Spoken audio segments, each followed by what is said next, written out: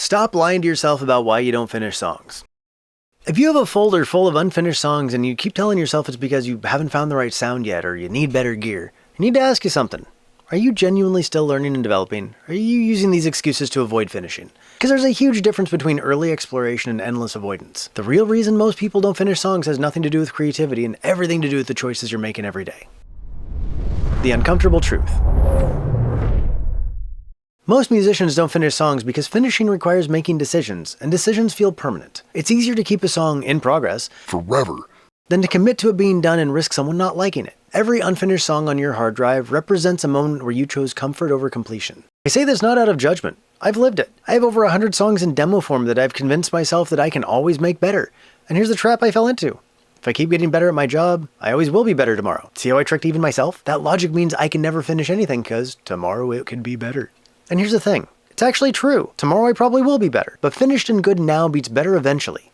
The real breakthrough came when I went to the URM summits. I'd learned about 90% of what I needed through brute force and doing it wrong until I figured it out. But being mostly self-taught made it easy to disregard my skills or feel like I'd be found out as a fraud. At the summit, I discovered I was actually almost there. I wasn't missing huge pieces, just some final details in the workshops. That validation of my self-taught journey is what gave me the confidence to go full-time the following year. It wasn't that I lacked skills. I was avoiding finishing because finishing meant facing judgment, and I didn't trust that my unconventional learning path was legitimate yet. Now, those hundreds of unfinished songs did build my skills, and that's why I can now be a backing band for multiple artists and produce with higher level perspective. But imagine if I'd actually finished them along the way. I could have built public momentum and audience growth alongside those private skills. Instead of having both skill and momentum, I only had the skills.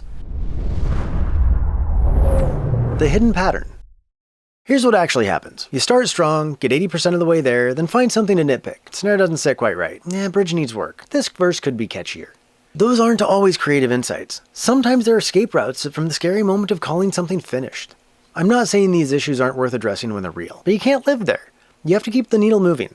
Now, I literally just did this on a client song last week. I had an idea for one small fix that should have taken 10 minutes. 3 hours later, I realized I completely overmixed it and I had to go back to the version from the day before. Make a couple of small tweaks, call it good. Spending too long with a song.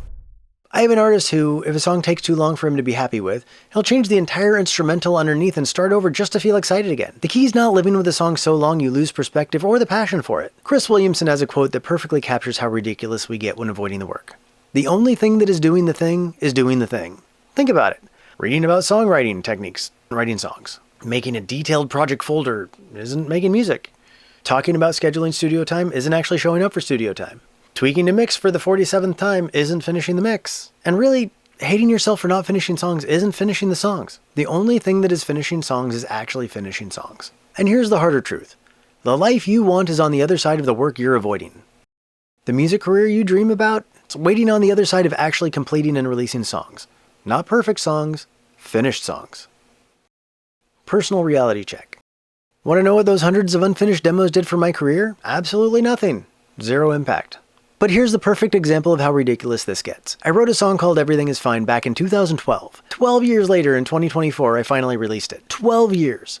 Sure, it was higher quality by then, but think about what I lost in those 12 years. That could have been a moment in time captured, a baseline to compare new songs to, proof of my growth as an artist. When I finally released it, it changed everything. It solidified me as a solo artist who could play multiple instruments and established my vocal style. Since then, I've been the backing band for multiple artists and a featured vocalist with others, all because I finally finished that one song. The difference wasn't that the 24 version was perfect. It was that I finally committed to completing it. Here's the interesting thing.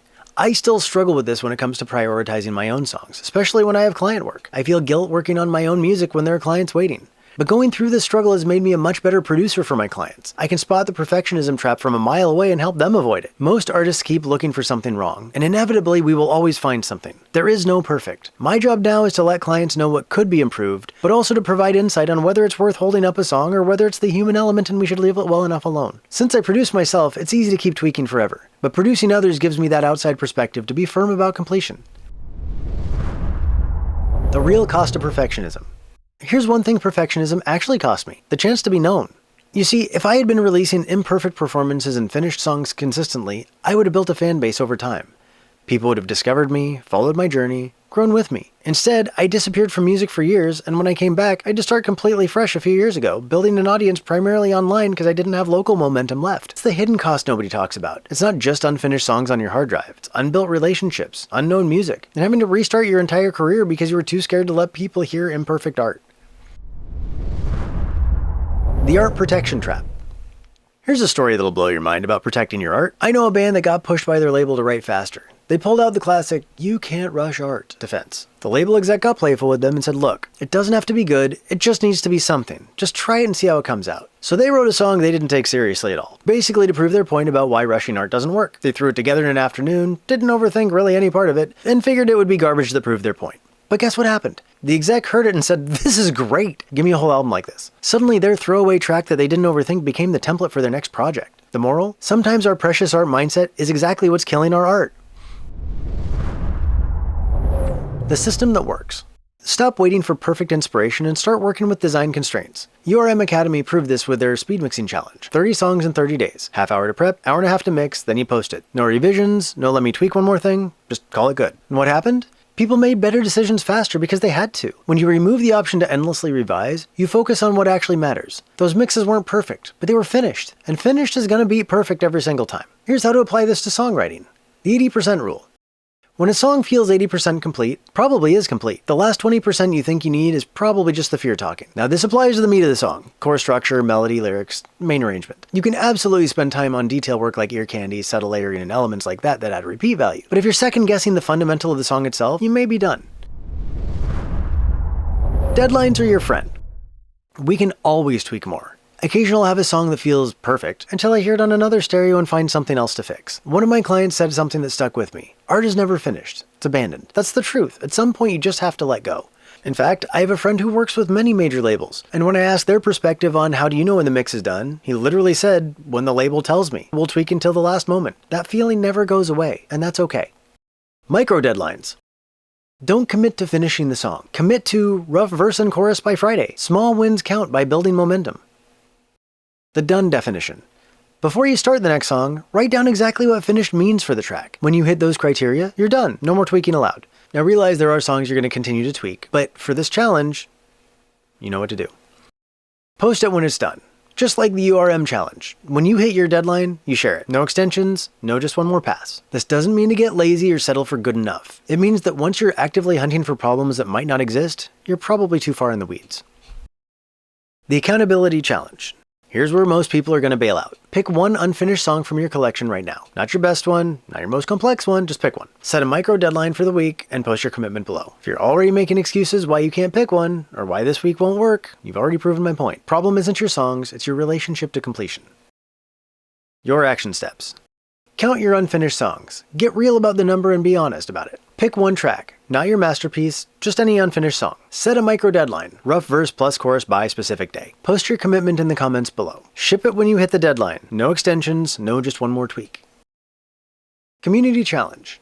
I'm putting my money where my mouth is here. I'm planning on using this community to force myself to finish my songs also. I'll be holding myself accountable in the same way I'm asking you to. Proof is in the doing, so I'm going to put myself out there right alongside you. So drop a comment below. How many unfinished songs are sitting on your hard drive? Give me the real number. Let's see how common this actually is. Remember, it's easier to start because that's where the excitement lives, but completion, that's where we face criticism, judgment, and second guessing. My honest truth. The biggest fear is the inevitable criticism. Deep down, I know it's better to have people love and hate your music than to not care about it, but as humans, we're so sensitive to negativity that we avoid it at all costs. I'm still working on that fear. In fact, that's one of the reasons I'm doing this series. But here's one of the things I've learned about criticism. There are two types. There's constructive feedback that helps you grow, and there's criticism from people trying to make you feel worse to make themselves feel better. Learning to tell the difference changes everything.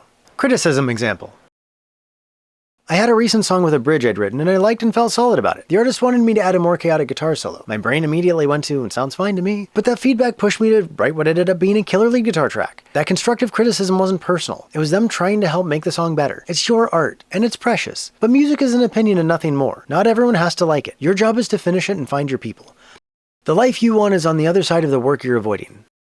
If this resonated, I'm building something honest. I can't make you finish music. Collaborators ghost, life happens, but I can teach you to remove the blocks you control. The psychology, ADHD patterns, internal stuff. Discipline for Dreamers, 3 phases. Starts with your blocks. First 30 members lock in at founding rates. Link below. Thank you for your time with us, and have a good day.